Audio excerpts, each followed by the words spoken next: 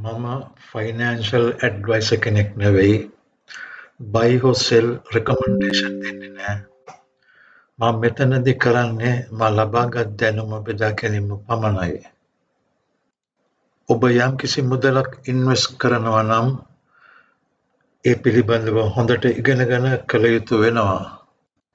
ඇත්ත වශයෙන්ම ට්‍රේඩින් සඳහා වන ෆියුචර් මාකට්ස් මානව හැසිරීම් විශේෂයෙන්ම තණ්හාව හා බිය යන හැඟීම් වලින් දැඩි ලෙස බලපෑමකට ලක් කරලා තියෙනවා.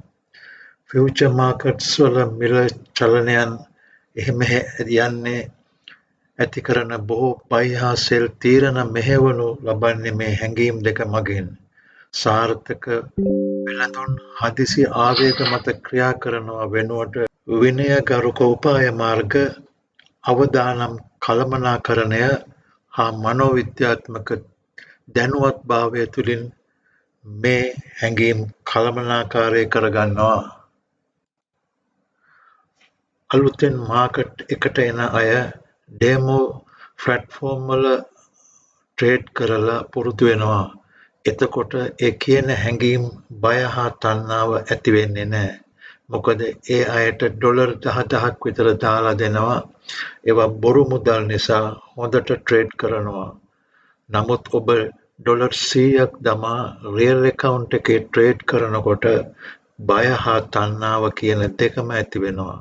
එතකොට ඔබට අර විදිහට ට්‍රේඩ් කිරීමට හැකි වෙන්නේ නැහැ.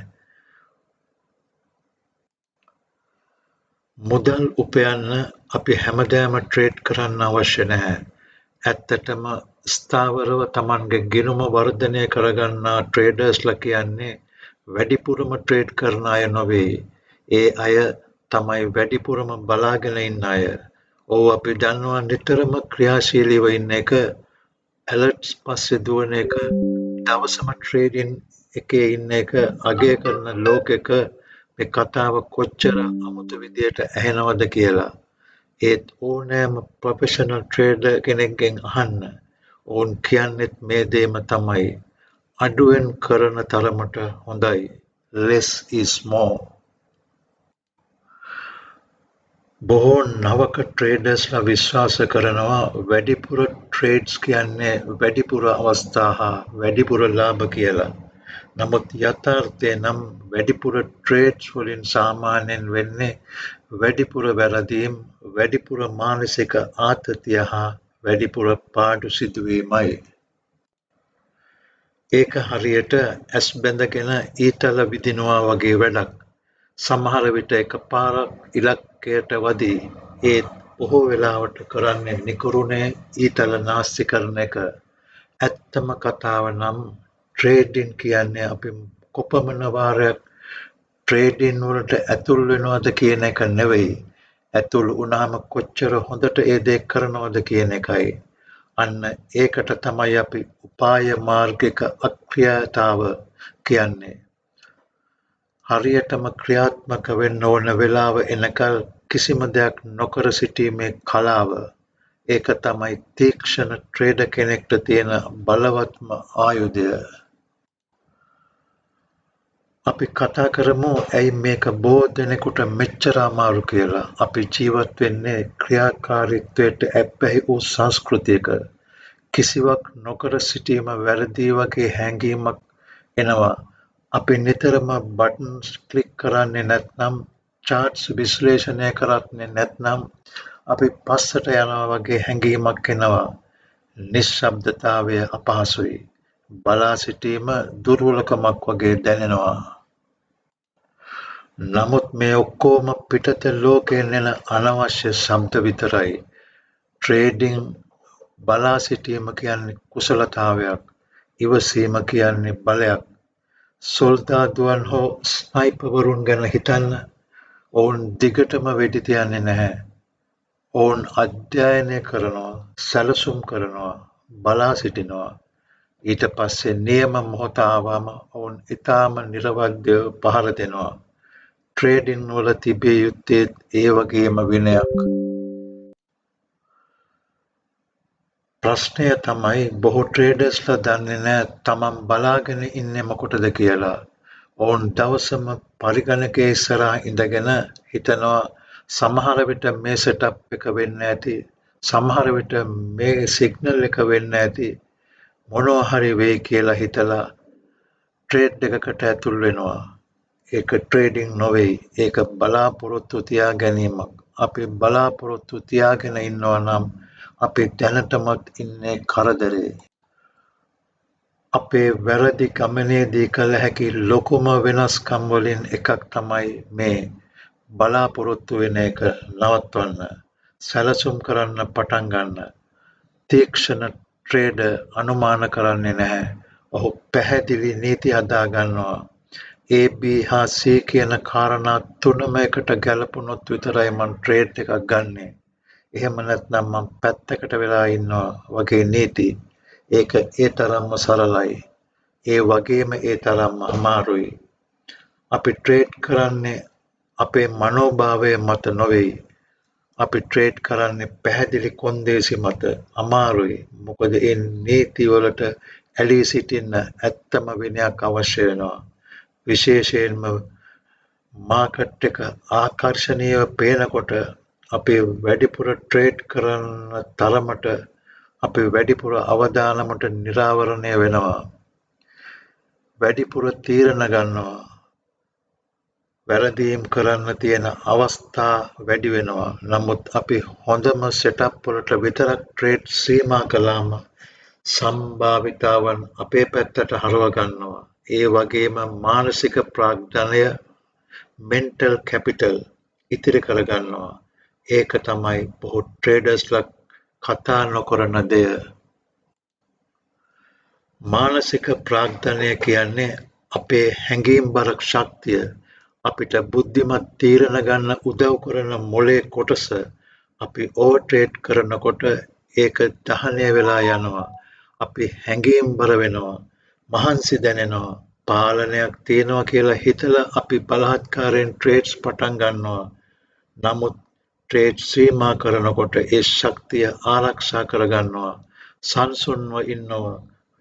පස්සෙන් පන්නන්නේ නැහැ. තෝරා ගන්නවා. ඒක ලොකු වෙනසක්. අපි මාසෙකට එක ට්‍රේඩ් එකක් විතරක් කරන්න ඕන කියලා දෙයක් නැහැ. හැම ට්‍රේඩර් කෙනෙක්ම වෙනස්.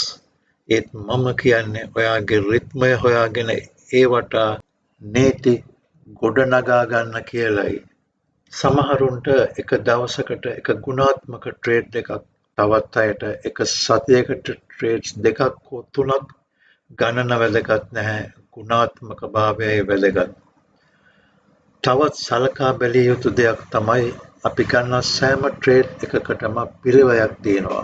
දිනුවත් ඒ පිරිවැය තමයි කාලය, අවධානය, ශක්තිය හා හැඟීම්බර ශක්තිය. සතියකට ට්‍රේඩ් 20ක් ගත්තොත් ඒ කියන්නේ තීරණ 20ක්, හැඟීම්බර ප්‍රතිචාර 20ක්. අපේ මොලේ 20 වතාවක් සටන් හෝ පලා යෑමේ ෆයිට් or ෆ්ලයිට් මාදිලියට යනවා. ඒ වගේ ආතතියක් එකතු වෙලා කාලයත් එක්ක අපේ ස්ථාවරත්වය විනාශ වෙනවා. නමුත් අඩුවෙන් ට්‍රේඩ් කළොත් ඒ ශක්තිය සංරක්ෂණය කරනවා. ඒක ඇත්තටම වැදගත් වන අවස්ථා කිහිපයක් කෙරෙහි යොමු කරනවා. අපිට මහන්සියක්, අවධානය විසිරීමක් හෝ මම්මුලා වූ ගතියක් නැහැ. තියුණුයි, පැහැදිලි, පාලනයෙන් යුක්තයි. අන්න එතකොට තමයි ට්‍රේඩින් කියන්නේ විනෝදජනක දෙයක් වෙන්නේ. අන්න එතකොට තමයි අපිට වෘත්තිකයෙක් වගේ දැනෙන්නේ. නිකම්ම දවසම කැනල්ස් වලට ප්‍රතිචාර දක්වන කෙනෙක් වගේ නෙවෙයි. මට ලැබුණු හොඳම උපදෙස් වලින් එකක් තමයි මේ. අපේ රස්සාව ට්‍රේඩ් කරන එක නොවෙයි.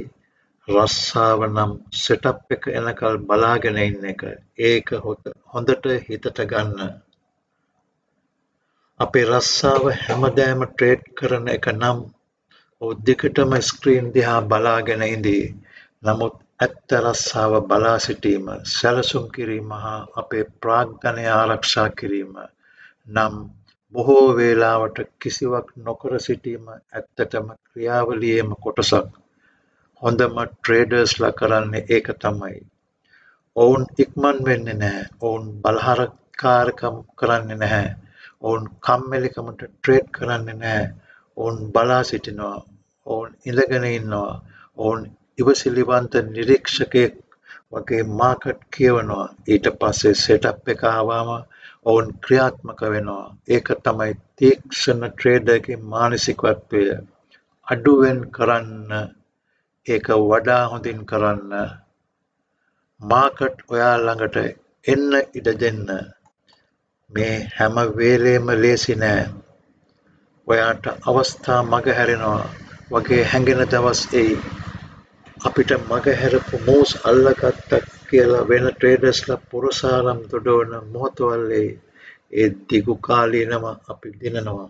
මොකද ඔවුන් මානසිකව දැවී යනකොට අපි ශක්තිමත් අඩිතාලමක් හදාගන්නවා. ඔවුන් සූදු කෙරෙනකොට අපි අපේ ප්‍රාග්ධනය ආරක්ෂා කරනවා. ඔවුන් දියුණුව හා බිඳවැටීම කියන චක්‍රයේ හිරවෙලා ඉන්නකොට අපි හිමින් ස්ථිරව හා මනසේ සාමයෙන් වර්ධනය වෙනවා. අඩුවෙන් ට්‍රේඩ් කරනවා කියන්නේ කම්මැලි වෙනවා කියන එක නෙවෙයි. ඒක බුද්ධිමත් වීමක්. ඒක මාකට් එකේදී කාලය හා ඉවසීම තමයි අපේ සැබෑ වාසිය මිසක් ක්‍රියාකාරීත්වය නෙවෙයි කියලා තේරුම් ගැනීමක්. ඒක නිශ්ශබ්දතාවයත් එක්ක ඉගෙන ගන්න එකක්. ඔයාගේ පද්ධතිය විශ්වාස කරන්න ඉගෙන ගන්න එකක්. ට්‍රේඩ් එකක් සහ උගුලක් අතර වෙනස දැනගන්න ඉගෙන ගන්න එකක්. බොහෝ අය මේ දේ කරන්නේ නැහැ. ඔවුන් ඊළඟ ලොකු බ්‍රේක්අවුට් එක පස්සේ දිගටම පන්නනවා. දවසම චාර්ට්ස් දිහා බලාගෙන ඉඳී. ඇයි තමන්ට ඉදිරියට යන්න බැරි කියලා කල්පනා කරමින්. ඒත් අපි වෙනස්. අපි ඇත්ත කතාව කලින්ම ඉගෙන ගන්නවා. අවුල් සහගත තත්ත්වය අපව පාලනය කරන්න කලින් අපි අපේ ට්‍රේඩින් ජීවිතයේ පාලනය අතට ගන්නවා. අපි මේ ප්‍රවේශයත් එක්ක රැඳී සිටියොත්, ඒක විශ්වාස කරොත්, අදාළ කරගත්තොත්, ඒවට අපේ පද්ධතිය ගොඩනගා ගත්තොත් හැම දේම වෙනස් වෙන විදිය දැකලා අපිටම පුදුම හිතෙයි. අපේ ලාභය වැඩි වෙයි, අපේ ආතතිය අඩු වෙයි, අපේ ආත්ම විශ්වාසය වර්ධනය වෙයි, අපට මම්මුලා වූ ගතිය දැනෙන එක නවතී. අපි පස්සෙන් ඉන්නවා වාගේ දැනෙන එක නවතී. අපි ට්‍රේඩ් කරන්නේ අවුලකින් නොවෙයි, සංසුන් තැනක ඉඳන්. ඒක තමයි තීක්ෂණ ට්‍රේඩර්ගේ විදිය. ඒක තමයි තීක්ෂණ ට්‍රේඩර් කෙනෙක්ගේ විදිය. ඒක පටන් ගන්නේ මේ එක සරල මානසිකත්වයෙන්. අඩුවෙන් කරන්න, වැඩියෙන් දිනන්න. ඔයා හැමදේම කරන්න අවශ්‍ය නැහැ. ඔයා කරන්න ඕනේ හරියටම දේවල්. හරියටම වෙලාවට කරන එක විතරයි. ඒ නිසා හුස්මක් ගන්න, පියවරක් පස්සට තියන්න, හැම කැන්ඩල් එකක් පස්සෙම පන්නන එක නවත්වන්න, හා ගුඩ් ට්‍රේඩර් කෙනෙක් වගේ ට්‍රේඩ් කරන්න පටන් ගන්න. මොකද මේ ක්‍රියාවේදී බලාගෙන ඉන්න කෙනාට සෙටප් එක තමයි වාසිය. වේදනාකාරී ඇත්තට ඔබව සාදරයෙන් පිළිගන්නවා.